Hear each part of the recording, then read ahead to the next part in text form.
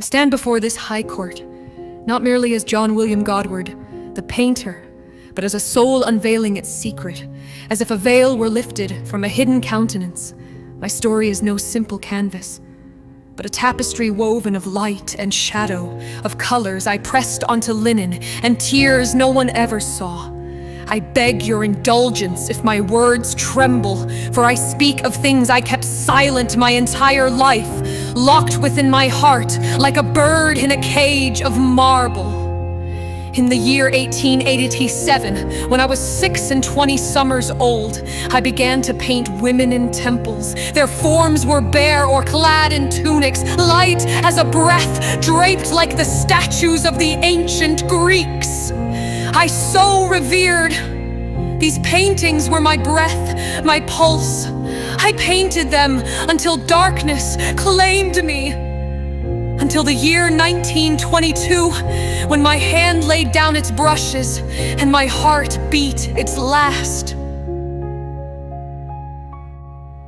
Each painting was a mirror, no illusion, but a window to myself. The women I created were me. I was the priestess holding the veil in a priestess, the one gazing proudly at the world in a Persian princess. I was every one of them, born of pigment, yet unable to walk in flesh and blood.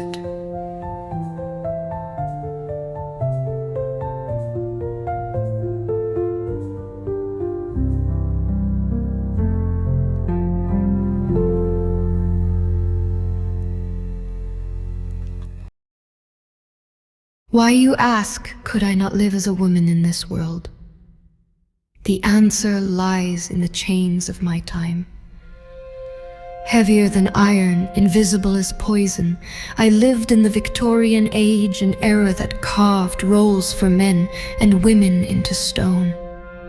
A man was a man, a woman was a woman, and anything between was sin, madness, or both. The society I breathed in was a prison of velvet, soft to behold, yet merciless in its grip.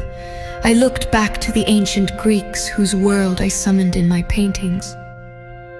A world where beauty flowed freely, where men and women loved in harmony with nature, unbound by the rigid fetters of Victorian morality.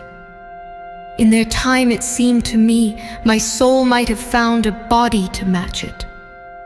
But here in London, in Rome, on Capri, I was trapped. One might think of Oscar Wilde, that bold spirit who sought love in the shadows and paid dearly for it. His path was not mine. I did not crave the love of a man in hidden corners, nor the fleeting freedom of a world that would damn me for it. My desire was deeper, purer. I longed to be wholly a woman, in every fiber of my being, with the face I saw in my dreams, with the voice that sang in my heart. But this desire was a star too distant to grasp, and even if I had dared to show my truth, my art, my life's elixir would have withered, the galleries would have torn my paintings from their walls, the buyers would have fled, and I would have ended starving in an alley, a pariah, a nobody. The political climate, the laws, the morals, all stood against me. So I held my silence.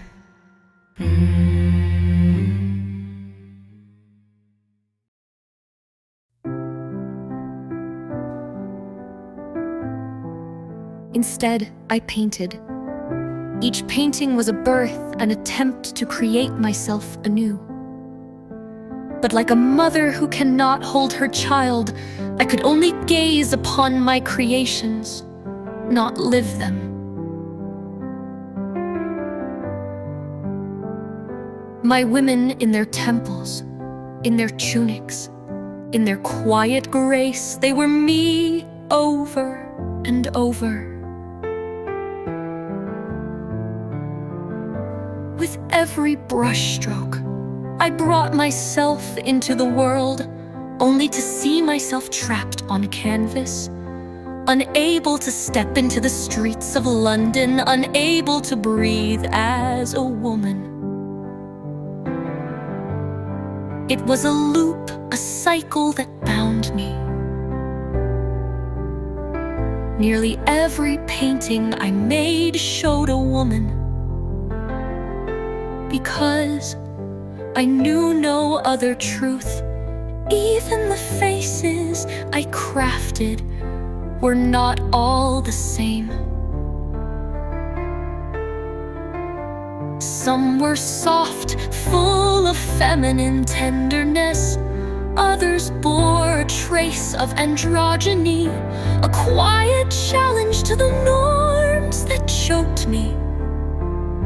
I wanted to show that beauty need not be confined to rigid forms, that it could be free, as I never was. This inability to live as a woman shaped my life. I never married. How could I? In my eyes, I was a woman, and to wed another would have been a betrayal of my soul. Yet I was not blind to the beauty of others. Men drew me at times, but women, oh women, especially those who stirred something in me, who awakened that part of me I cherished most. They were like a song I could not sing. My love remained a shadow, a whisper in my paintings, never spoken, never lived.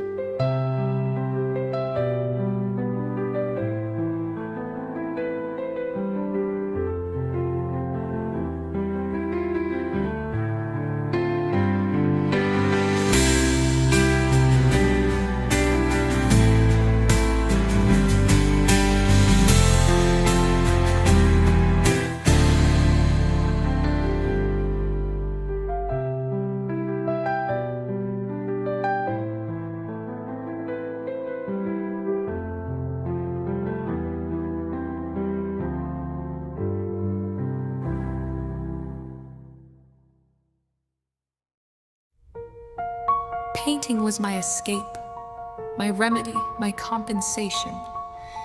It kept me from falling into the abyss that claims so many who must hide their truth. Without my brushes, I might have turned to the bottle, drowned myself in spirits as so many lost souls of my time did. But the colors saved me for a time. Each painting was a piece of my soul, an attempt to see myself, to feel myself. And when others marveled at my work, when they stood before a priestess and praised her beauty, I felt a spark of recognition, not for the painter, but for the woman I was, though none knew it. It was as if I were a singer choosing a woman for a duet, because he himself carries a woman's voice within, yet cannot let it ring. Through her, through my paintings, I spoke. But I stand here before you, not only to explain my art, but to beg forgiveness. I ended my life in 1922. An act deemed shameful in my time, a sin. I know I brought discredit upon my family, that they had no choice but to erase my traces, to hide my secrets, perhaps even to destroy my paintings. It was no easy path I chose, and I regret the pain I caused others. But in those final days, as the colors faded and the world pressed ever heavier upon me, I saw no other way. My paintings, beautiful as they were, could not fill the void within me. They were my life, but they were not enough.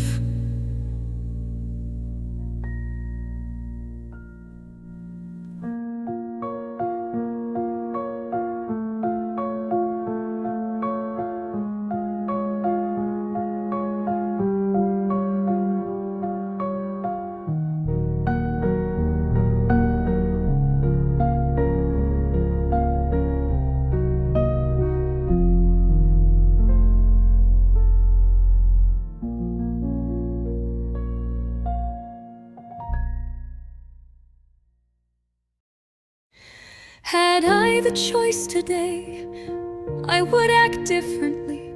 Even Oscar's path, perilous as it was, seems wiser now than mine. He dared to love, though it broke him. I dared nothing save to paint the ideal path. Oh, how I imagine it would have been to live as a woman, with all my strength, with all my beauty, and still wield my brushes to create paintings that enchanted the world. But that path was barred to me. Only the paintings remain, my legacy, my silent cry.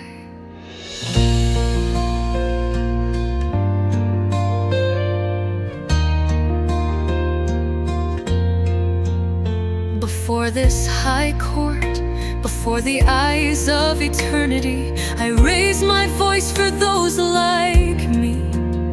I urge all women who hear my words to watch for men who carry a soul like